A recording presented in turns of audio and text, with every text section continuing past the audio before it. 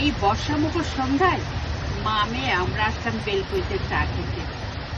কারণ কি জানেন, বৃষ্টির সাথে চা খেতে খুব পছন্দ আমার। আর মেয়েও বলে ফেললো যে মা চা বানাইছে যখন কোথায় খাবা? আমি বললাম বারান্দায় চলে এসো। পরে আমি আর মেয়ে চলে আসছি বারান্দায়। আপনারা প্রকৃতিটা দেখুন, কত সুন্দর রিমঝিম রিমঝিম বৃষ্টি হচ্ছে, তার সাথে আমরা এখন চা খাবো। আরো বেশি খুশি লাগছে যে আমার এই গাছগুলা সুন্দরভাবে আজকে গোছল হয়ে যাচ্ছে।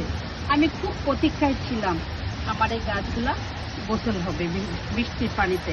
আর বৃষ্টির পানিতে যে পুষ্টি আছে, সেই পুষ্টিটা আর কোথাও পাওয়া যায় না। এই জন্য আমি অধীর আগ্রহী থাকাতে, বৃষ্টি মেঘ করাতে আমার ইচ্ছাই ছিল আমার চাটা আজকে আমি সন্ধ্যায় খাবো বৃষ্টিতে। আর আমিও চলে আসলাম, বৃষ্টিও শুরু হলো, আমি আর মেয়ে চা খেতে চলে আসলাম। না তুমি একটা চা নাও, আমি একটা চা নেব।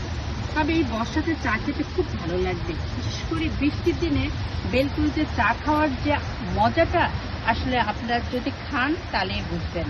তবে যারা খেয়েছেন অবশ্যই মন্তব্য করবেন, আর যারা খান নাই তারা এই বৃষ্টির দিনে বেলকুড়িতে দাঁড়িয়ে দাঁড়িয়ে চা খাবেন বা বসে বসে চা খাবেন, অনেক মজা। খাও।